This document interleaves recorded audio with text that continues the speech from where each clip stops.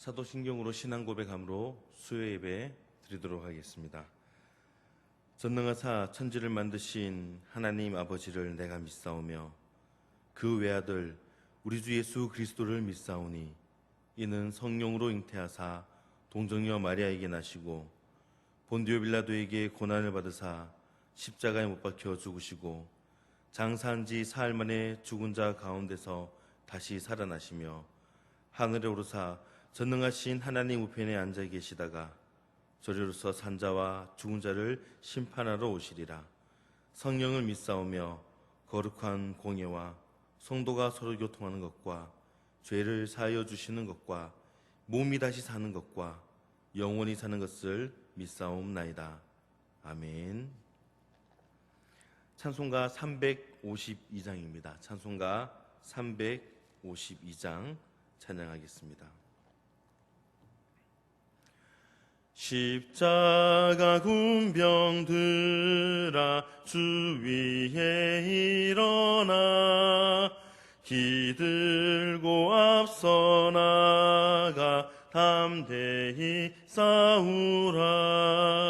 주께서 승전하고 영광을 얻도록 그 군대 거느리사 이기게 하시네. 십자가 군병들아 주 위에 일어나 그 나팔 소리 듣고 곧 나가 싸우라. 수 없는 원수 앞에 주 따라갈 때에 주 예수 힘을 주사 강하게 하시네. 십자가 군병들아 주 위에 일어나 내 힘이 부족하니 주 권능 믿으라. 복음의 갑주 입고 늘 기도하면서 너 맡은 자리에서 충성을 다하라. 십자가 군병들아 주 위에 일어나 이날에 접전하고 곡해가 부르라. 승전한 군사들은 영생을 얻으며 영광의 주와 함께 왕노릇하리라. 아멘. 오늘 주신 하나님 말씀을 찾겠습니다. 오늘 말씀은 로마서 8장 31절에서 39절까지 말씀입니다. 로마서 8장 31절에서 39절까지 말씀을 봉독하겠습니다. 그런즉 이 일에 대하여 우리가 무슨 말하리요? 만일 하나님이 우리를 위하시면 누가 우리를 대적하리요? 자기 아들을 아끼지 아니하시고 우리 모든 사람을 위하여 내주시니가 어찌 그 아들과 함께 모든 것을 우리에게 주시지 아니하겠느냐? 누가 능히 하나님께서 택하신 자들을 고발하리요? 의롭다 하신 이는 하나님이시니 누가 정죄하리요? 죽으실 뿐 아니라 다시 살아나신 이는 그리스도 예수시니 그는 하나님 우편에 계신 자요 우리를 위하여 간구하시는 자신이라. 누가 우리를 그리스도의 사랑에서 끊으리요? 환난이나 곤고나 박해나 기근이나 적신이나 위험이나 칼이랴. 기록된 바 우리가 종일 주를 위하여 죽임을 당하게 되며 도살당할 양같이 여김을 받았나이다 함과 같으니라. 그러나 이 모든 일에 우리를 사랑하시는 이로 말미암아 우리가 넉넉히 이기느니라. 내가 확신하노니 사망이나 생명이나 천사들이나 권세자들이나 현재 일이나 장래 일이나 능력이나 높음이나 깊음이나 다른 어떤 피조물이라도 우리를 우리 주 그리스도 예수 안에 있는 하나님의 사랑에서 끊을 수 없으리라. 아멘. 우리는 성경 말씀을 늘 가까이 하며 살아갑니다. 가정에 가보면요, 어떤 가정에는 가훈이라고 하죠. 이 글대로 우리가 살았으면 좋겠다. 우리 가정이 이 글에서 나타나는 것처럼 그런 가정이 되었으면 좋겠다라는 그런 생각으로 가훈을 써놓는 경우가 많습니다. 그런데 가훈 가운데에서도 성경 구절을 쓰신 분들이 참 많이 있습니다. 그 성경 구절 가운데에 이런 문구가 있어요. 담대하라. 담대하라. 뭐 긴 어떤 구절도 필요 없고 짧게 담대하라. 성경에는 우리가 살아가는데 필요한 말씀들이 참 많이 기록되어 있습니다. 그렇다 보니까 성경 말씀을 기준으로 벽에 써서 걸어놓는, 그렇게 가훈으로 만들어 놓는 가정도 많이 보게 됩니다. 심지어는 믿지 않는 집에서도 성경에 나와 있는 그런 말씀을 붙이는 경우도 본 적이 있는 것 같아요. 그 중에 하나가 담대하라라는 이 말씀입니다. 왜 담대하라라는 이 말씀을 붙여놓을까요? 담대하게 살기를 원하니까 그렇겠죠.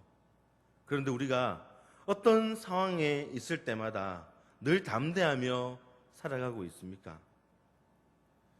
우리는 위험에 직면하면 이 담대하라는 이 말씀도 잊어버릴 때가 있습니다. 제자들도 그랬습니다. 예수님의 제자들도 예수님이 잡히시기 전날 모아놓고 예수님께서 제자들에게 말합니다. 담대하라라고. 뭔데요? 예수님이 잡히기 직전에 그 전날에 제자들을 모아놓고 담대하라고 얘기를 했어요. 근데 하루만 지나자마자 제자들은 그것을 잊어버렸습니다. 예수님이 잡히시는 모습을 보고 뿔뿔이 다 흩어져 버렸어요. 오늘날 많은 성도들이 하나님 말씀을 듣습니다. 그럼에도 불구하고 막상 세상 속에서 환난과 역경을 당하게 되면 그 모든 말씀들, 그동안 들었던 그 하나님의 말씀들 하나도 기억하지 못한 채 너무나 쉽게 무너져 내리는 그런 모습을 볼 때가 있습니다. 천지를 창조하신 그 하나님을 믿는다고 하면서도 하나님을 믿지 않는 사람들이나 크게 다를 바 없이 걱정하고 염려하고 근심하고 좌절하고 절망합니다. 아니, 주님께서 이 세상을 이미 다 이기셨는데 우리는 왜 날마다 세상에서 패하고 그렇게 살아가야 됩니까? 주님께서 이 세상 끝날까지 우리와 함께 하시겠다라고 그렇게 약속하셨음에도 불구하고 우리는 왜 매 순간 실패를 거듭하며 한숨과 함께 살아가야 할까요? 전능하신 하나님의 자녀라 하면서도 우리는 왜 그렇게도 맥없이 세상의 유혹에 쉽게 넘어지는 것일까요? 지피지기면 백승이라고 했습니다. 백전백승이라고 했습니다. 담대하게 살아가야 하는데 담대하지 못하고 우리의 신앙이 흔들리고 넘어지는 그 이유를 알아야지만 우리가 고쳐나갈 수 있습니다. 담대하라고 그렇게 생각하지만 그렇게 살아가지 못할 때, 우리가 자빠질 때 그 이유를 알아야 되는 거예요. 이 시간 넉넉히 이김을 주시는 하나님, 넉넉히 이김을 주시는 하나님이라는 제목으로 말씀을 나눌 때 우리가 넘어지는 이유, 좌절하는 그 이유를 알고 우리의 신앙을 다시 한 번 더 견고하게 다져나가는 그런 귀한 시간 될 수 있기를 주님의 이름으로 축원합니다. 첫 번째로 우리의 신앙이 흔들리고 넘어지는 이유가 있습니다. 그것은 바로 하나님의 사랑에 대한 의심 때문입니다. 우리 31절 말씀 함께 보겠습니다. 그런즉 이 일에 대하여 우리가 무슨 말 하리요? 만일 하나님이 우리를 위하시면 누가 우리를 대적하리요? 아멘. 여기에서 위하시면이란 말은 사랑한다라는 말입니다. 하나님이 나를 사랑하는데 누가 감히 나를 대적하겠습니까? 하나님의 사랑이 변함없는 한 그 사랑 때문에 죄와 사망에서 건져 놓으신 우리를 포기할 리가 없는 것입니다. 그러나 우리 인간들은 그것을 믿지 못하는 악한 구석이 있습니다. 과연 하나님께서 나를 끝까지 사랑해 주실까? 나같이 이기적이고 하나님의 기대에 못 미치는 그런 삶을 살아가는 어리석은 그런 삶을 살아가는 나를 하나님께서 받아주실까? 그런 의심을 가질 때가 있습니다. 어디 그뿐입니까? 예수를 믿은 지 얼마 안 되든지 또는 신앙생활을 오랫동안 하던 사람에게도 그 정도의 차이는 다를지라도 가끔 회의에 빠질 때가 있습니다. 도대체 하나님이 살아계시다면 왜 나에게 이런 일이 일어날 수가 있는 겁니까? 하나님이 나를 사랑하신다면 이럴 수가 있습니까? 하며 의심을 가질 때가 있습니다. 그런 의심이 생길 때가 있어요. 우리 인생을 살아가다 보면은 어려운 일들을 참 많이 당하게 됩니다. 누구에게나 인생의 풍랑은 찾아오기 마련이죠. 건강을 자신하는 그런 사람에게도 뜻밖의 중대한 질병이 찾아오기도 합니다. 내 사업이 탄탄한 궤도에 오른 사람에게도 어느 날 갑자기 먹구름이 덮이는 일이 종종 있습니다. 행복한 가정을 설계하고 오손도손 그렇게 사랑하며 살아가다가도 갑자기 위기가 생각하지도 못한 곳에서 발견되는 그런 가정도 있습니다. 그런데 문제는 우리가 이런 비극을 당하여 몸부림칠 때 하나님께서는 무관심하다, 하나님께서는 무관심한 것처럼 그렇게 느낄 때가 있다는 거예요. 우리가 생각할 때 아무리 부르짖어도 하나님은 어려운 상황을 바꿔주시기는커녕 오히려 더 어려운 그런 절망의 골짜기로 빠져들어가도록 그렇게 내버려 두는 것 같이 보일 때가 있더라는 겁니다. 그럴 때 누구나 다 야, 이거 진짜 모르겠다. 정말 하나님 살아계신 건가? 정말 우리를 도와주시나? 하나님의 그 약속 전부 다 가짜 아니야? 그런 생각을 할 수 있다는 겁니다. 제 친구 중에서 정말 안타까운 친구가 있었습니다. 정말 친한 친구였는데요. 어릴 때부터 교회를 열심히 다니고 나중에는 그 친구도 목회를 할 거라고 그렇게 얘기했던 친구였습니다. 그런데 부모님의 불화로 가정에 위기를 겪게 되었습니다. 그러자 이 친구는 나중에 술을 먹고 저희 집에 찾아와서 문을 막 두드립니다. 제가 그때는 결혼도 하기 전이었고 20살 이제 갓 넘겼던 그때의 나이였어요. 군대 같이 됐을 때. 집에 찾아와서 문을 두드리니까 부끄러워서 친구를 데리고 아파트 밑에 놀이터로 데려갔습니다. 이 친구는 놀이터에 대자로 누워가지고 막 우는 거예요. 누워서 울면서 하나님 막 저주합니다. 하나님은 살아계시다면서 왜 내 삶은 있다고 합니까? 열심히 하나님을 믿었고 나중에 목회도 하겠다라고 그렇게 했는데 이런 삶을 주는 거는 하나님 아니잖아요 하면서 막 그렇게 하나님을 저주하는 거예요. 결국 이 친구는 목회자 길이 아니라 다른 삶의 길로 나가게 되었습니다. 여러분들이라면 어떻게 하겠습니까? 정말 열심히 하나님을 섬기고 살아가는데 하나님의 그 약속을 믿으며 살아간다라고 집에 말씀도 붙여놓고 그렇게 살아가는데 늘 나에게 어려움과 불행만 닥쳐온다면 그 하나님의 사랑을 의심하지 않겠습니까?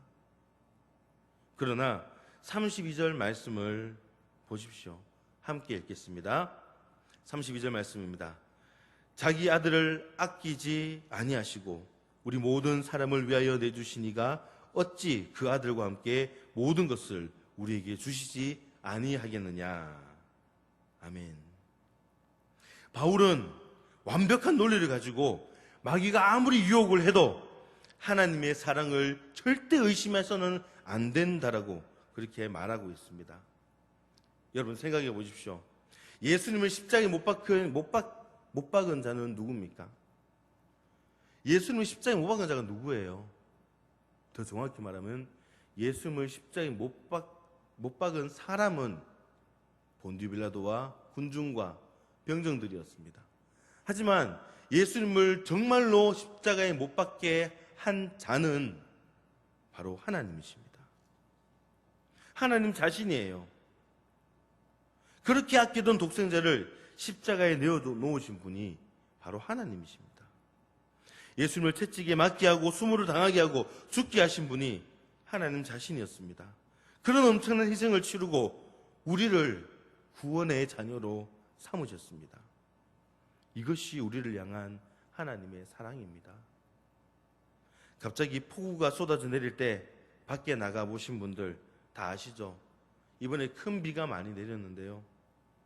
그때는 비옷이나 우산 이거 써도 그 큰 비 막는데 큰 도움이 되지 못합니다. 온몸이 흠뻑 젖어버리는 거예요. 우리에게 주신 하나님의 사랑이 이와 같습니다.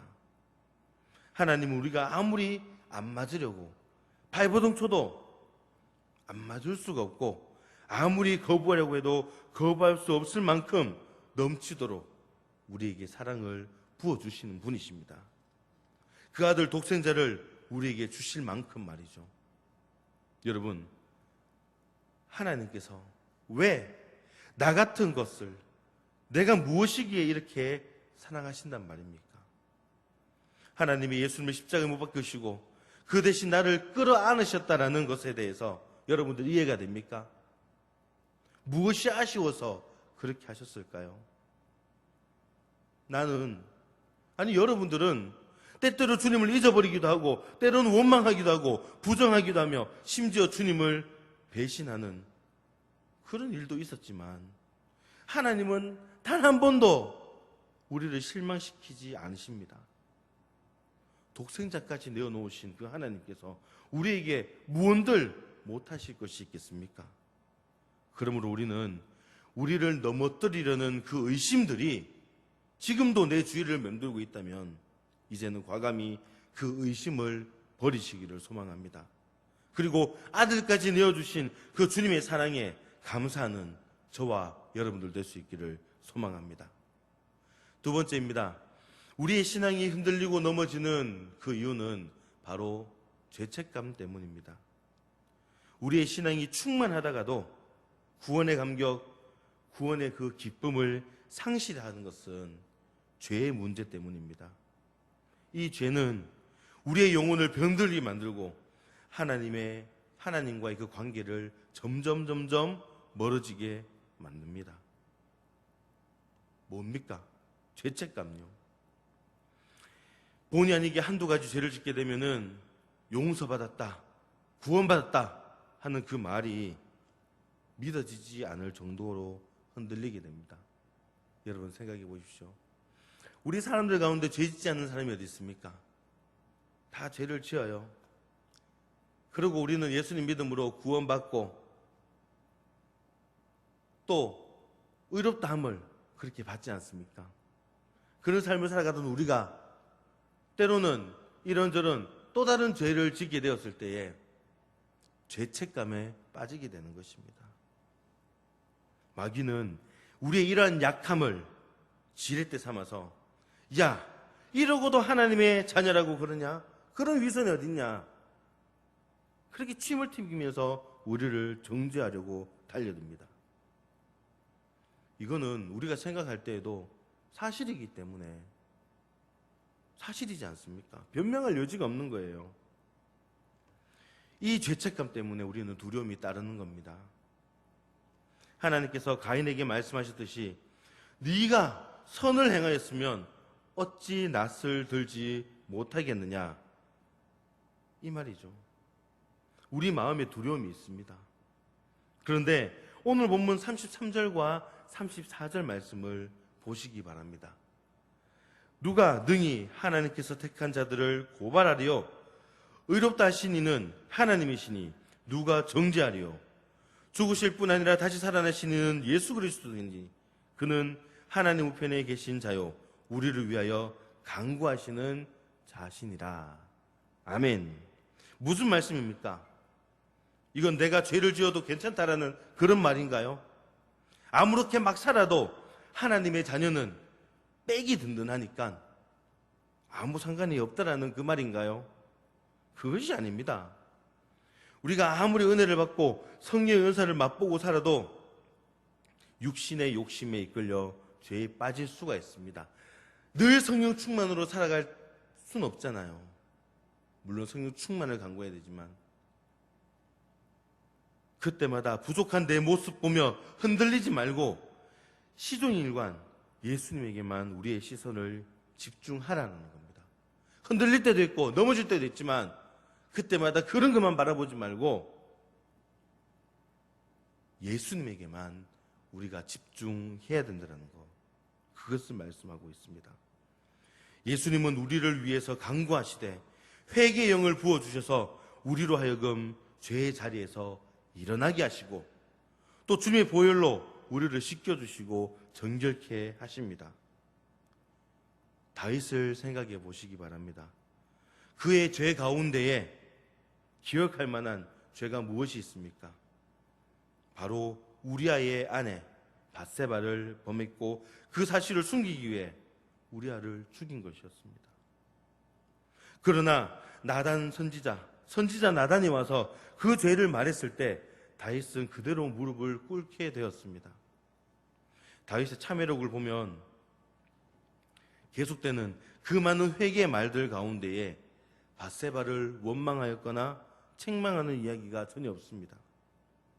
사실은 그 요사스러운 그 여자 때문에 이 일이 이루어진 건데 그런 원망의 소리가 한마디도 없습니다. 세상을 탓하지도 환경을 탓하지도 않았습니다. 오직 이 말만 하죠. 내가 하나님 앞에 죄를 지었나이다. 내가 하나님 앞에 죄를 지었나이다. 그런 깨끗한 마음으로 자백할 뿐이었습니다. 이것이 우리 성도가 가져야 될 죄에 대한 바른 자세입니다. 하나님, 내가 이것 때문에 저것 때문에 이렇게 됐는데요. 그 필요 없어요. 하나님 다 알고 계십니다. 세상은 나를 정죄하려고만 하지만 하나님은 나의 죄를 사하여 주셨고 나를 자유케 해주신 분이십니다. 전에는 무섭기만 했던 그런 하나님이 이제는 반가운 하나님이고 전에는 진노의 하나님이더니 이제는 사랑의 하나님이고 지난날의 음성은 두렵고 저주스럽지만 이제는 자비하신 주님의 음성으로 들리는 것입니다. 그리고 하나님의 그 임재 앞에 나의 삶의 모습은 달라지게 되는 것이죠. 또 내가 얼마나 소중한 존재인가 깨닫게 됩니다. 이것을 볼 때에 너무 감사하지 않습니까? 내가 죄를 지었을 때에 하나님께서는 참아주셨습니다. 내가 형편없는 길로 갈 때에 당장이라도 벼락을 때리고 치셨더라면 그것으로 난 끝나는 거예요. 그러나 하나님께서는 참아주셨고 기다려주셨습니다. 뿐만이 아니라 가까이 오도록 부르셨습니다. 그리고 회개할 기회를 주신 거예요. 그런데 누가 나를 정죄하고 누가 나를 고발합니까? 우리는 하나님으로부터 죄 사함의 은혜를 입은 존재입니다. 그러므로 우리는 죄 가운데에 또한 그런 죄책감 가운데에 사로잡혀 있지 말고 회개하며 나아갈 때에 죄를 사해 주시는 주님의 사랑만을 바라볼 수 있게 되는 것입니다. 죄책감 훌훌 털어버리고 그런다고 죄를 지으라는 건 아니에요. 죄책감 그것으로 인해서 자꾸만 쪼그라들지 말고 나를 사랑하시는, 나를 용서해 주시는 그 하나님께 회개하며 나아갈 수 있기를 바랍니다. 그리고 오직 주님의 사랑만을 바라볼 수 있는 저와 여러분 될 수 있기를 소망합니다. 마지막으로 세 번째입니다. 우리의 신앙이 흔들리고 넘어지는 그 이유는 바로 무서운 시험 때문입니다. 믿음이 좋은 사람이라도 그 무서운 시험, 그것이 덮치면은 우리의 삶이 평안할 때 가졌던 그런 확신들, 신앙들, 이게 다 흔들릴 수가 있어요. 35절에서 36절 말씀을 함께 보겠습니다. 누가 우리를 그리스도의 사랑에서 끊으리요? 환난이나 공고나 박해나 기근이나 적신이나 위험이나 칼이랴. 기록된 바 우리가 종일 주를 위하여 죽임을 당하게 되며 도살당할 양같이 여김을 받았나이다 함과 같으니라. 금방 읽은 이 말씀들, 이 단어들이 얼마나 무서운 단어가 많습니까? 세상에서 우리를 위협할 수 있는 가장 무서운 것들이 다 여기에 다 나옵니다. 환난, 고난이죠. 원어로 보면은 곡식을 타작할 때 쓰는 타작기, 즉 신자를 엎어놓고 사람을 엎어놓고 때리는 거예요. 그런 환난, 곤고, 정신적인 고통을 말합니다. 박해, 핍박이죠. 기근은 굶주림이고 적신은 헐벗음입니다. 이와 같이 육체적으로, 정신적으로, 영적으로 무서운 시련을 당하게 되면 우리의 확신과 신앙은 흔들리게 될 수가 있습니다. 그러나 오늘 성경은 분명히 선포하고 있습니다. 누가 우리를 그리스도의 사랑에서 끊으리요? 누가 우리를 그리스도의 사랑에서 끊으리요? 끊을 수가 없다라는 거죠. 환난을 당할 수는 있습니다. 하지만 끊을 수 없습니다. 공고나 박해도 기근도 적신도 위험한 일을 당해도 우리를 그리스도의 사랑에서 절대 끊을 수가 없는 것입니다. 왜 그렇습니까? 37절에서 39절 말씀에서는 이렇게 기록하고 있습니다. 그러나 이 모든 일에 우리를 사랑하시는 이로 말미암아 우리가 넉넉히 이기느니라. 내가 확신하노니 사망이나 생명이나 천사들이나 권세자들이나 현재일이나 장래일이나 능력이나 높음이나 깊음이나 다른 어떤 피조물이라도 우리를 우리 주 그리스도 예수 안에 있는 하나님의 사랑에서 끊을 수 없으리라. 아멘. 하나님이 우리를 사랑하고 계십니다. 이 사랑에서 아무도 끊을 수가 없는 것입니다. 예수님은 우리를 사랑하고 계십니다. 예수님은 여러분을 사랑하고 계세요. 이 사랑을 아무도 끊을 수가 없습니다. 다니엘 7장 21절에서 22절 말씀을 보게 되면은 이런 말씀이 있습니다. 내가 본 적 이 빨이, 이 뿔이 성도들과 더불어 싸워 그들에게 이겼더니.